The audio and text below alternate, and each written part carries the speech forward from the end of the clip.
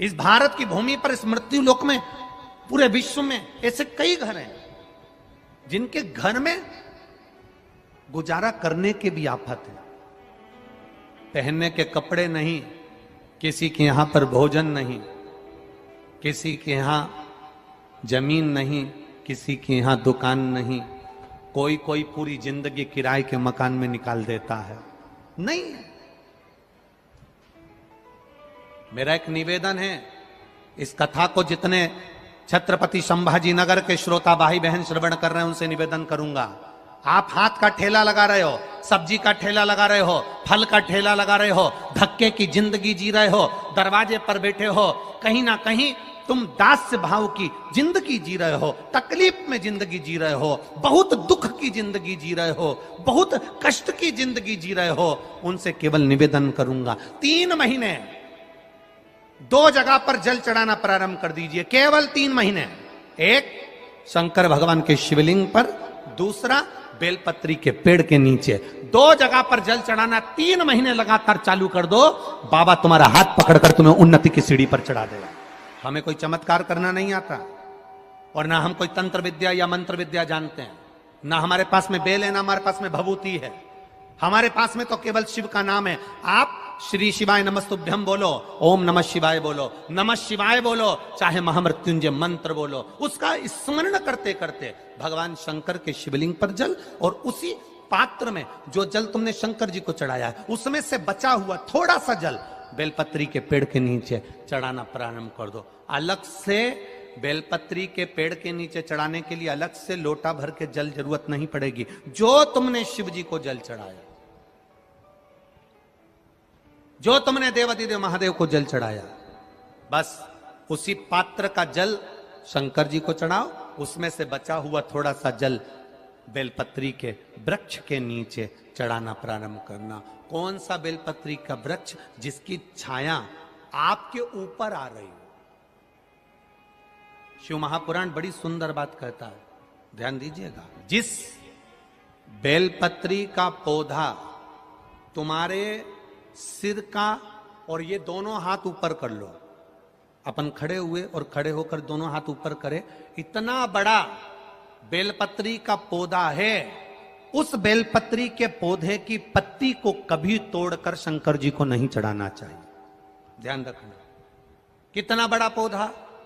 आप खड़े हो जाओ और खड़े होने के बाद आपका हाथ ऊंचा कर लेना, इतना बड़ा पौधा है, उस पौधे की पत्ती बेलपत्री को तोड़कर शंकर भगवान को कभी नहीं चढ़ाना। शंकर भगवान को उस बेलपत्री को, उस वृक्ष की पत्ती को तोड़ना चाहिए जो वृक्ष तुम्हारे हाथ से थोड़ा सा ऊंचा हो, जिसके लिए तुम्हें हाथ और ऊंचा करना पड़ रहा हो।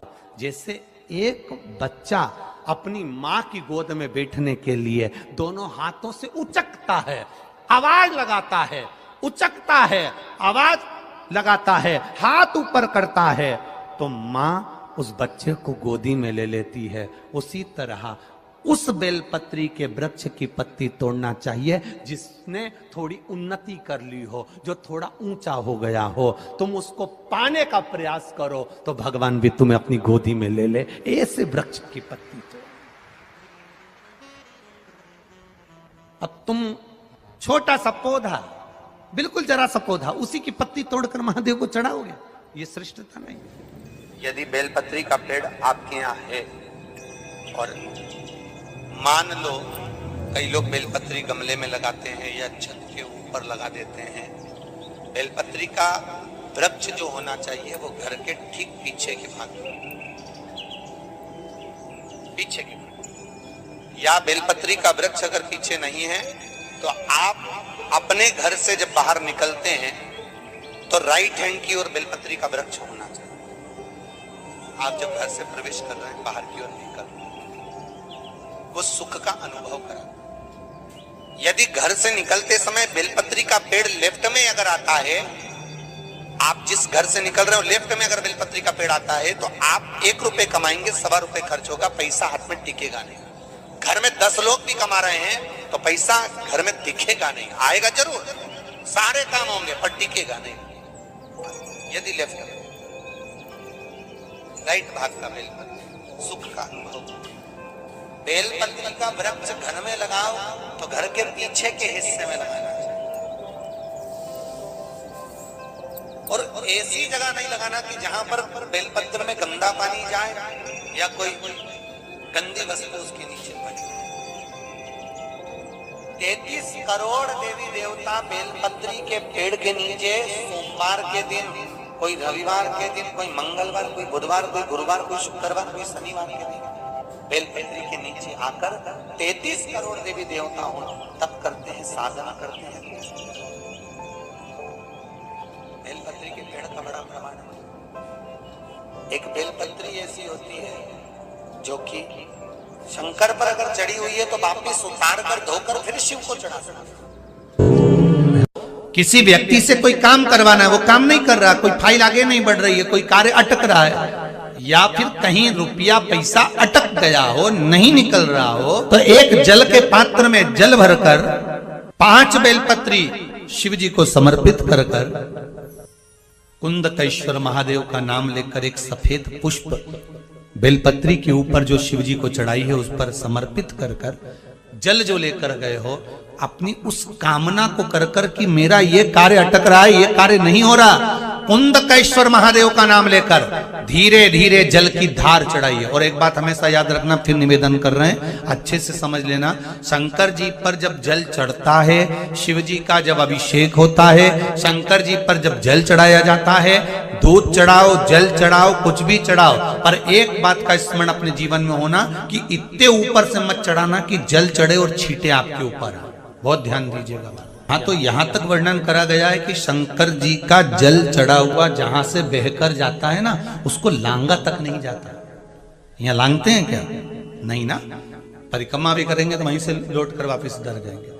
शिव जी का जहां से जल बहकर जा रहा हो, चढ़ा हुआ जल जहां से बहकर जा रहा हो, उसको लांगा तक नहीं जाता।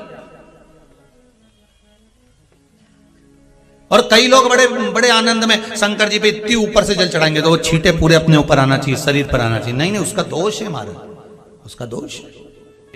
आप भगवान को अगर जल चढ़ाओ, दूध चढ़ाओ, तो मान लो अगर जैसे एक सरल भाषा में समझ लो और अच्छे से, कि जैसे ये शिवलिंग है शंकर जी का, ये शिवलिंग है, और आप जल चढ़ा रहे हो तो इतनी ऊपर से छोड़ोगे तो पानी का छींटा तो अपने ऊपर आएगा, पर वही जल, वही दूध, वही सामग्री आप शिवलिंग से थोड़ी सी दूरी बनाकर अगर आप समर्पित करेंगे तो बाबा उसको स्वीकार भी करता है और आनंद की अनुभूति भी होती है, कार्य में सिद्धता भी आती है, कार्य में उसकी सिद्धता भी होती है। अब तुम तो ऊपर से छोड़ रहे हो जिससे वो पानी तुम्हारे ऊपर ही आए, तो वो एक अलग प्रसंग है, वो एक अलग विषय। बहुत ध्यान देना महाराज, भगवान को कभी भी कोई भी सामग्री, जैसे भगवान के मंदिर में अगर फूल चढ़ाने जा रहे हो, भगवान के मंदिर में अगर पुष्प समर्पित करने जा रहे हो, तो फूल का मुख अपनी ओर नहीं होना चाहिए। फूल का मुख कहां पर होना चाहिए? जम के बोलो जरा, भगवान की।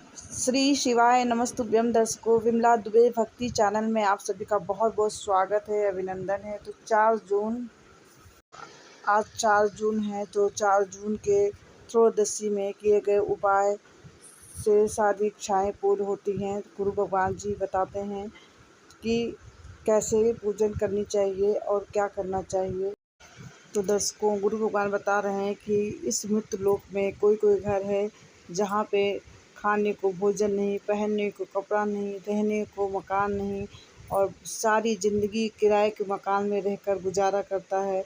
और कुछ लोग हैं जिसे पहनने तक को कपड़े नहीं है, खाने को भोजन नहीं है।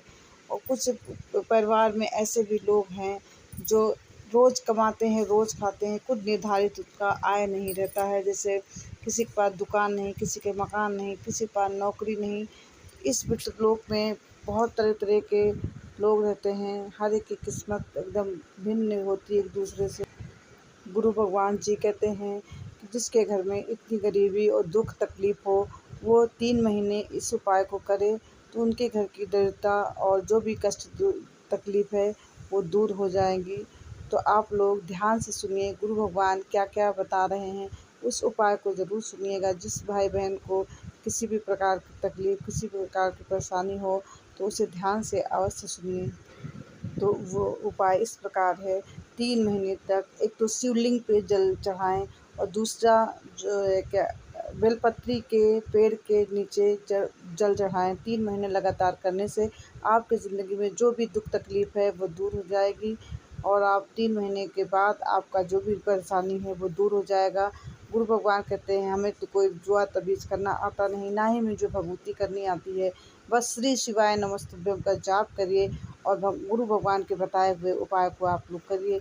आप लोग की ज़िंदगी में जो भी दिक्कत, जो भी परेशानी, जो भी कुछ है वो सब दूर हो जाएगी। गुरु भगवान के बताए हुए हर उपाय बहुत ही कारगर होते हैं।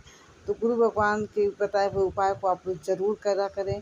जो मेरे चैनल में नए हैं वो मेरे चैनल को सब्सक्राइब करें, लाइक कमेंट ज़रूर करें और बेल आइकन दबाना आप लोग बिल्कुल भी ना भूलें।